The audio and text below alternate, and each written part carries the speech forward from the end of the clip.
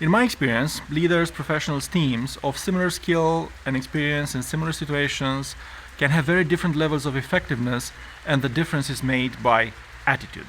Today in particular, I'd like to talk a little bit about dealing with problems, with setbacks, with uncomfortable situations.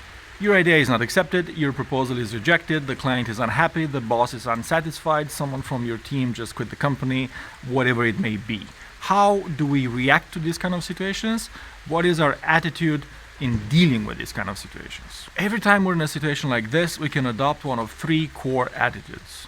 We can choose to fight it, we can choose to accept it, or we can slip into a state of subversive frustration.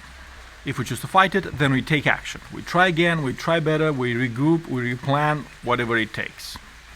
If we choose to accept it, then we really accept it. We don't stress about it, we don't linger on it, we put it to the side and we move on to the next thing. Either fighting it or accepting it can be a good option. Which one is the best for any given situation is something that you will have to decide.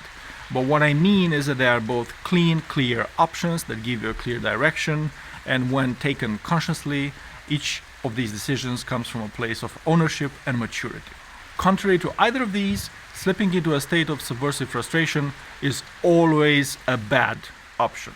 You're not really fighting it, you're just whining about it. You're not really accepting it and moving on either. Instead, you're complaining behind people's backs, you're gossiping about it, you're stressing yourself out, you're running in circles, you're not doing anything about it, you're just living with your frustration. Subversive frustration can be an individual attitude, a team attitude, or a company-wide cultural attitude. You can easily see it when you see that people like to complain about all kinds of things all the time, but it's not actionable talk, it's not about addressing the issue, it's not about fixing the problem. They just like to complain. They've learned to like to complain. That's the end goal in itself. The subversive frustration state is, in my opinion, the core attitude problem that's holding professional leaders and teams back. It's the main one, the biggest problem, the core attitude issue. I think every leader should make it a top priority to make sure that their team doesn't end up in such a state, and each of us should be very careful that we don't individually slip into it. It's a dangerous situation because you can get into it step by step without even realizing it. It's not like you wake up one day and you say to yourself, okay, from now on I'm going to be a no-action complainer, but it creeps on you. It's insidious from that point of view. You can get a little bit of instant gratification if you complain about someone or if you gossip about someone. You get a fleeting sense of satisfaction, but it's a shallow, illusory kind of satisfaction that should be avoided at all costs. I think this kind of attitude is in a way like smoking cigarettes. On the short term, it gives you a quick relief, but on the long run, it ruins the health of your team or your company.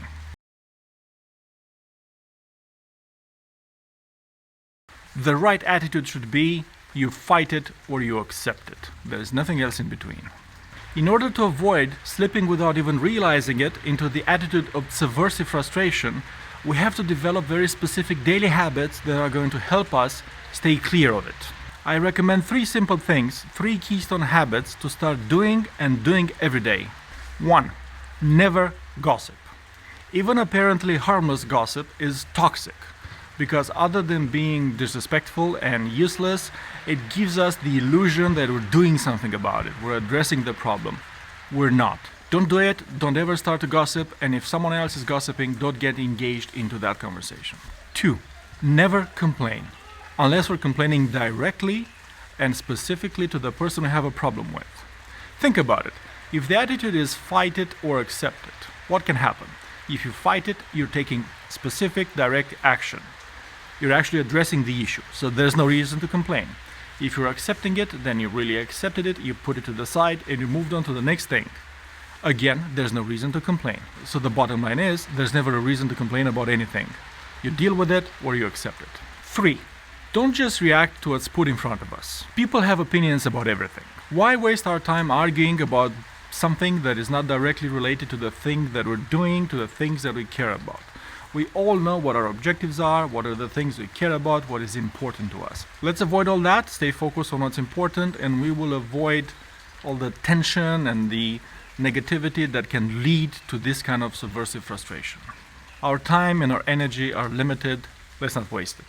I, for one, find this fight it or accept it, no other option mentality very refreshing and very hopeful.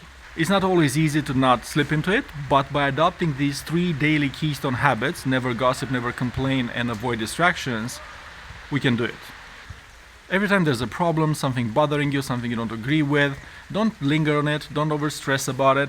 Just take a good look at it, analyze it, and then make a decision. Do you fight it or do you accept it? There's no other option. That's it.